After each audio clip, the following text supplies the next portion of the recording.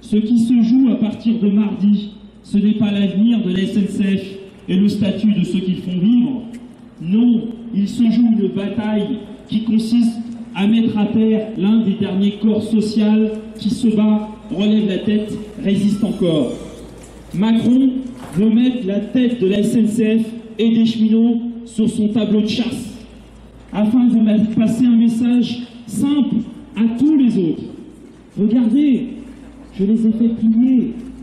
Alors quand votre tour viendra, vous pouvez lutter, résister, cela ne m'arrêtera pas. Nous restons persuadés que notre combat fera écho à d'autres, que nos manifestations seront rejointes par d'autres, que nos grèves donneront des idées à d'autres. Votre soutien nous vient droit au cœur, nous en avons besoin plus que jamais. Donc au nom de tous les cheminots, encore une fois, merci de votre présence, mais merci.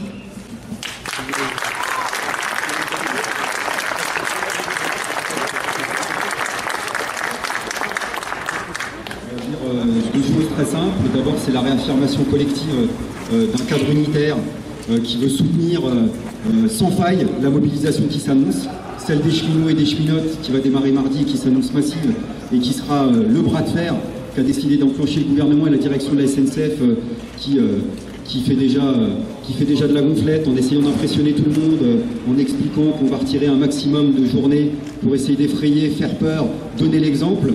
Donc personne n'est dupe, cette bataille est enclenchée et on réaffirme aux cheminots et aux cheminotes qu'ils ne sont pas seuls, elles ne sont pas seules dans cette mobilisation et qu'elles auront le soutien, y compris politique, du point de vue de l'explication vis-à-vis de la majorité de l'opinion.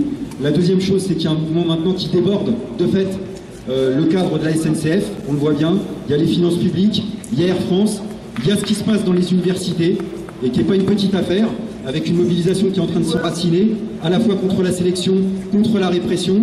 Bref, il y a quelque chose qui est peut-être, potentiellement, alors vous me direz peut-être que c'est mes vieilles lunes, mais qui est potentiellement en train de déborder. On va continuer à se voir dans les prochains jours, les prochaines semaines, s'il fallait que ça dure plusieurs semaines. De toute façon, on sera au rendez-vous. Ce cadre unitaire, il est installé et on discutera des différentes initiatives, et il y en a plusieurs qui sont mises sur la table pour les faire et alimenter à notre manière, c'est-à-dire sans autre forme de prétention, avec beaucoup d'humilité, parce qu'évidemment, soutien politique, il ne remplacera jamais le rapport de force réel, celui de la lutte, celui des grèves, celui des manifestations, et de l'enjeu majeur qui est celui que finalement a mis Macron lui-même sur la table, c'est-à-dire d'établir un pouvoir de la rue qui soit plus fort que son propre pouvoir. Voilà. Et ça, d'une certaine manière, puisqu'il a décidé de faire l'exemple, ça nous oblige. Et puisqu'on est tous obligés, je crois qu'on est au rendez-vous. Voilà, j'arrête là.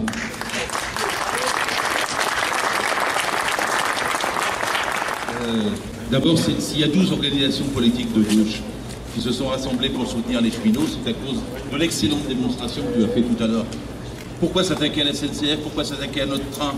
Pourquoi s'attaquer aux cheminots, aux statuts? En fait, la proposition de Macron, c'est de s'attaquer à tous les statuts. C'est ça qu'il faut dire à des millions de Français. Il a dit « Je veux une société sans statut ». Si quelqu'un n'est pas cheminot, il est concerné par le combat des cheminots.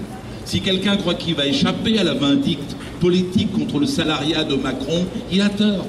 Parce que l'idée de Macron, c'est une société post-salariale, où l'agilité, la flexibilité le remplaceront, ce qui peut permettre d'être coordonné, d'être socialisé, d'être au service public. Et donc c'est un autre choix de société de Macron que la nôtre. On va le découvrir petit à petit pour ceux qui ne l'ont pas encore vu. Et ce ne sera pas seulement une attaque contre les trains, ça sera une attaque contre les autres services publics. C'est pas seulement la bataille des cheminots, c'est la bataille de tous. Par exemple de ceux qui croiraient que l'autocar va remplacer le train. Parce que qu'est-ce qu'il nous a fait Macron? Des autocars. Mais déjà 2 sociétés ont fermé, en faillite, et il y a 41 taux de remplissage, et ça a fait fermer des lignes SNCF au nom de l'autocar, dans le pays qui a fait la COP 21, et dans le pays qui dit qu'on veut moins polluer. L'autocar pollue plus, c'est plus inconfortable et finalement sera plus cher. Est-ce que c'est l'avenir l'autocar ou est-ce que c'est le rail et le fret? Bien sûr que c'est le rail et le fret. Et que c'est ça qui est en cause. Le service public pour les gens, le train que j'aime, le train dont j'ai besoin. J'écoutais Guillaume Pépi ce matin. Il disait mais les Français vont avoir le choix. Le choix de quoi? Quand on va prendre un train le matin, on cherche l'horaire pour pouvoir aller à la destination dont on a besoin. De quel choix est-il? D'un train qui sera conduit par quelqu'un qui soit moins bien payé que l'autre, C'est-à-dire par quelqu'un qui sera low cost, par quelqu'un qui sera dans d'autres situations, et on vous présentera un train moins bon contre un autre train.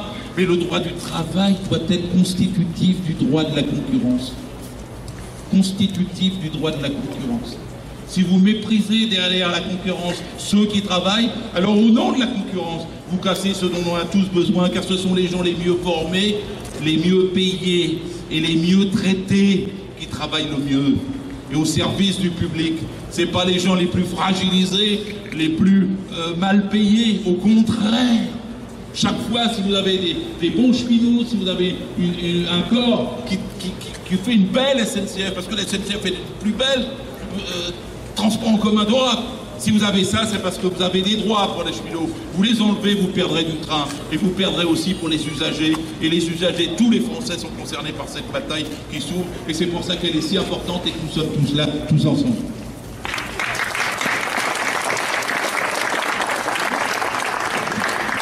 Bonjour. Merci.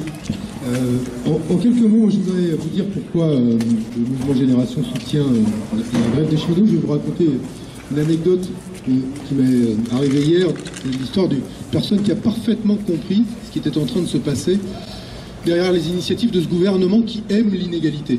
Parce qu'il aime l'inégalité et il la met en œuvre. Hier, je revenais du fin fond des Pyrénées-Orientales, de Prades, et je voulais prendre le train jusqu'à Perpignan pour ensuite remonter à Paris. Et en fait, il y a des autocars de substitution, puisque c'est sur cette ligne entre Villefranche et Perpignan qu'il y a eu la tragédie de Millas, et donc il n'y a plus de train pour l'instant.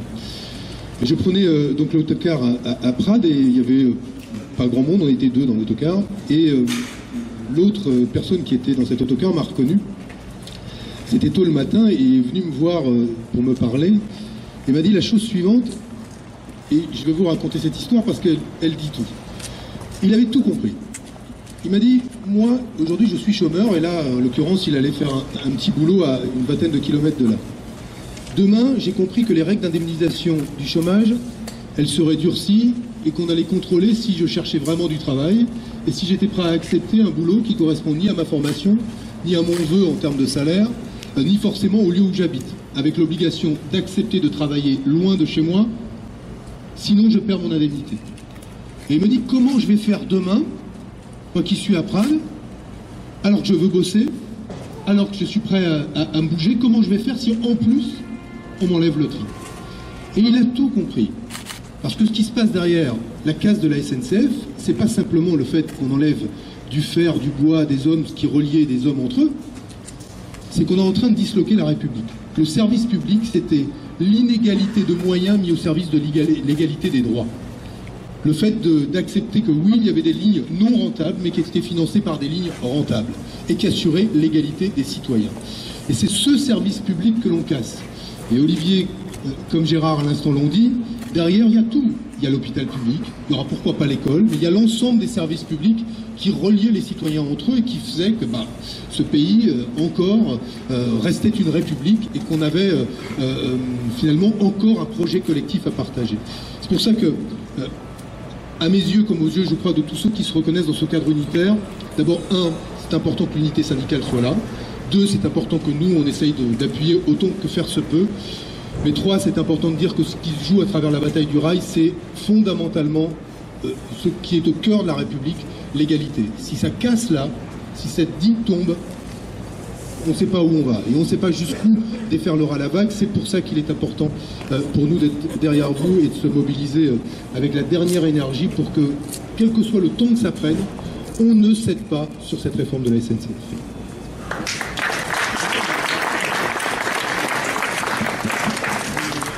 Bien, bonjour à toutes et à tous. Danielle Simonet, co-coordinatrice du Parti de gauche. Oui, cette bataille, elle est essentielle.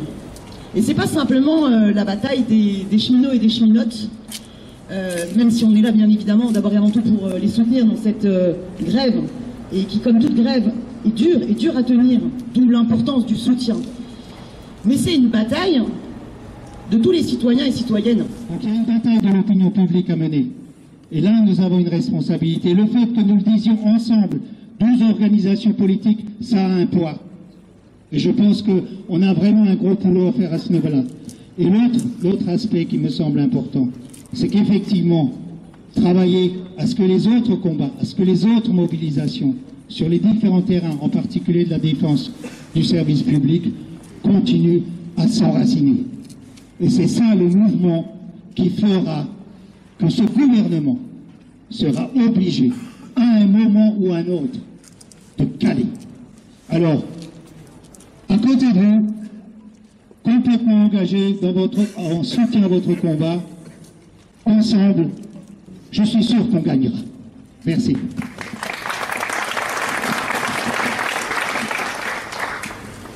Si on met en avant le problème du statut des cheminots, c'est pour diviser les Français, c'est pas ça le plus important. Ce qui est le plus important, c'est la casse du service public. J'espère que tout le monde comprendra cela, et c'est pour ça que l'autre chose importante, c'est que beaucoup d'organisations politiques, vous les avez toutes devant vous, ont compris qu'il fallait, la situation était suffisamment grave pour qu'on s'unisse. Voilà.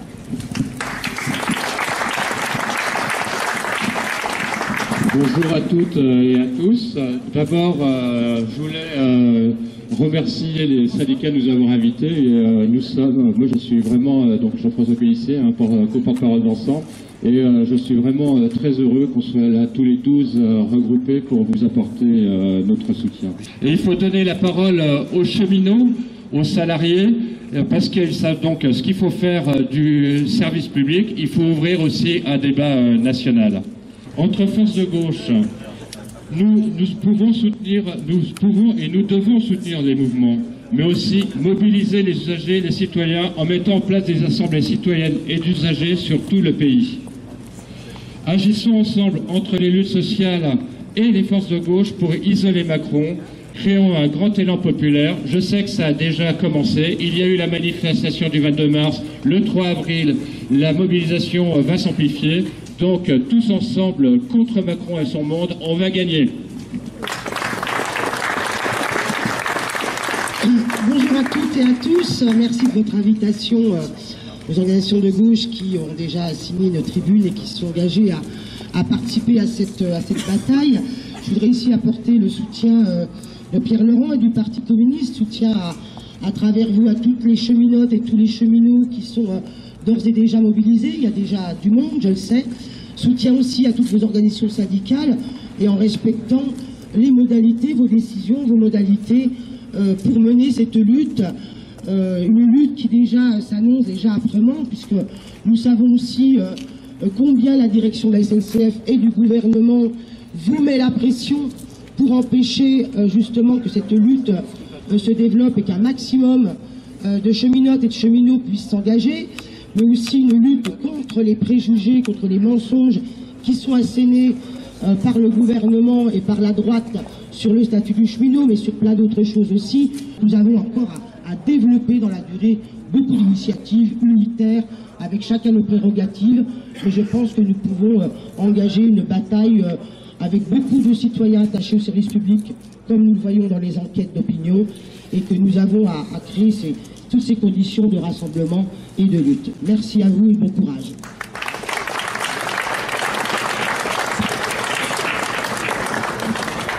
Jean-Yves Lesage pour Alternative Libertaire. Je vais essayer d'être bref. Je salue d'abord les camarades cheminots et leurs syndicats.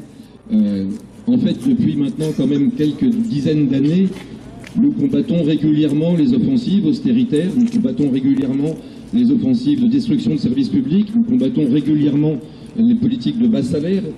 Donc espérons que ce coup-ci, ce printemps-ci, ça sera un vrai printemps de lutte, un vrai printemps 2018.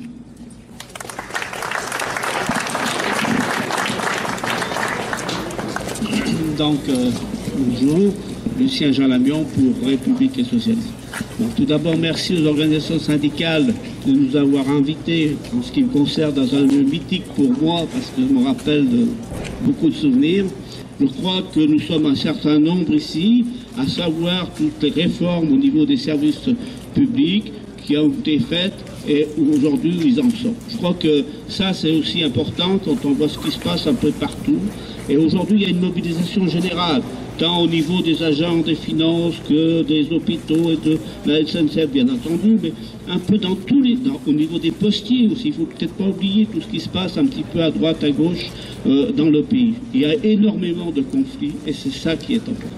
Et je crois que le combat, et c'est le combat aussi à travers les cheminots, le combat du service public. Voilà, je crois que comme nous sommes nombreux, je vais laisser la parole aux autres afin qu'on puisse terminer assez vite. Merci. Merci beaucoup.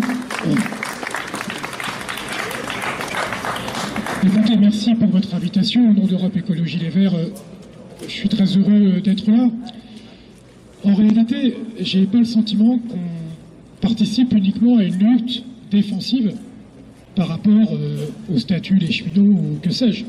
On participe aussi, en tout cas dans notre esprit, à une lutte offensive. On entend beaucoup parler de transition écologique. Sans la SNCF, sans le train, il n'y aura pas de transition écologique dans notre pays. Il y a un ministre de l'écologie qui s'appelle le ministre de la transition écologique et solidaire. La réforme qui est proposée là, qui est une réforme idéologique, ce n'est pas une réforme de bon sens, c'est une réforme qui met à mal et qui va annihiler toute possibilité de transition écologique et toute possibilité de transition solidaire. Je rappelle que le ministre de tutelle de Madame Borne, c'est Nicolas Hulot. Et moi, à un moment, j'en appelle à lui. On le sent très silencieux sur ce dossier, il ne peut pas le rester. Il faut qu'il dise à un moment clairement, c'est quoi sa stratégie, c'est quoi la stratégie du gouvernement, si on veut modifier la façon de se déplacer dans ce pays. On est dans ce moment un peu où on décide ou pas de faire notamment la convergence des luttes, mais j'aimerais aussi qu'on se mette d'accord sur la convergence des buts à atteindre. Et la convergence des buts à atteindre, c'est de dire qu'on s'appuie sur cet outil déterminant qu'est la SNCF et les cheminots, parce que, je fais une parenthèse, si depuis 40 ans on avait davantage écouté les cheminotes et les cheminots, les choix stratégiques déplorables de l'État n'auraient pas été faits. On aurait fait moins de TGV, on aurait défendu davantage les petites lignes. Et cette vision derrière les TGV, c'est la métropolisation du monde et c'est la métropolisation de la France. C'est arroser là où c'est déjà humide. C'est continuer à donner à ceux qui ont déjà. Et cette vision de l'égalité, de la solidarité, elle est inacceptable. Et c'est sur ces enjeux qu'il faut qu'on arrive à déplacer le débat pour pas qu'on soit caricaturé comme nous le sommes aujourd'hui, c'est une stratégie délibérée, comme étant des gens qui défendent leurs intérêts. C'est l'intérêt des générations futures dont on est en train de parler. C'est celui-ci qu'il faut défendre aussi. Je vous remercie.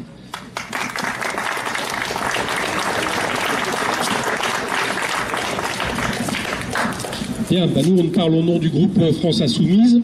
Je voudrais dire une chose, c'est qu'on voit bien que derrière le projet aujourd'hui de casse des services publics, il y a quelque chose de plus grave. Emmanuel Macron, tout simplement, il va en finir avec ce qui reste de l'État social. Il a attaqué les lois sociales avec Pénicaud. Il a imposé le budget le plus austéritaire de la Ve République en 2017. Il veut l'an prochain casser la protection sociale. Et là, c'est les services publics. Et il commence effectivement par le secteur le plus organisé, le plus unitaire, le plus combatif que sont les cheminots, en se disant exactement comme l'a fait Thatcher avec les mineurs anglais, ça passe ou ça casse. Donc il faut que ça casse. Il faut que ça casse parce que ce projet-là, ce projet global, ça a été dit, je ne vais pas le répéter sur la SNCF, il est mauvais pour le pays.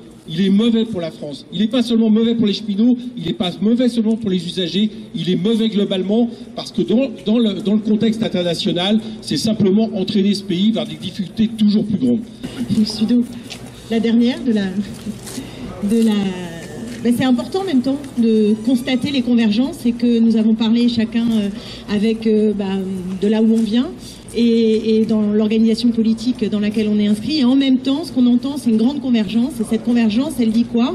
Elle dit tout simplement que nous avons une responsabilité à être tous ensemble derrière les cheminots et les cheminotes, parce que ce qui se joue, c'est l'avenir du rail et c'est derrière un projet de société qui, au départ, est quand même imposé par Bruxelles, c'est-à-dire que c'est la logique de l'ouverture à la concurrence, et avec les résultats que l'on connaît, que l'on a pu observer en Angleterre de façon assez pilote, et qui ne produit pas d'effet positif pour la population.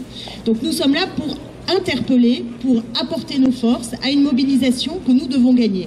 Et moi j'ai écouté ce matin Guillaume Pepy aussi, et justement ce qu'il essaye de faire dans le bras de fer, et c'est un bras de fer, et nous devons le gagner, c'est de dissocier les cheminots qui seraient enfermés dans la défense d'un statut et la population qui verrait le service public du rail amélioré par les contre-réformes qu'ils veulent mettre en œuvre. Eh bien nous disons c'est absolument pas ça. Il y a un intérêt conjoint entre les cheminots, la bataille des cheminots et ce que les usagers vont pouvoir avoir demain comme service public. C'est un enjeu, ça a été dit, d'égalité entre les territoires, c'est aussi d'égalité sociale également, parce que la question du prix du rail n'est pas une petite question, et c'est aussi un enjeu environnemental majeur, absolument majeur. Et je terminerai juste en vous incitant, puisqu'il y a pas mal de journalistes, à aller regarder peut-être du côté de la Suisse, étonnamment, parce qu'en Suisse, il y a un service du rail qui est 100% public. Et quand vous regardez les enquêtes d'opinion, les 2/3 des Suisses sont absolument ravis de leur service public. Et d'ailleurs, ils utilisent beaucoup plus que les Français et que partout en Europe les chemins de fer, alors qu'en Angleterre, les Anglais l'utilisent moins et les 2/3 sont mécontents de leur système ferroviaire. Donc il y a peut-être des choses à aller regarder. Et en tout cas, nous tiendrons tête et nous sommes là pour dire que, décidément, c'est tous ensemble qu'il faut être mobilisés derrière les cheminots et gagner cette bataille du rail parce que c'est un choix de société qui est derrière.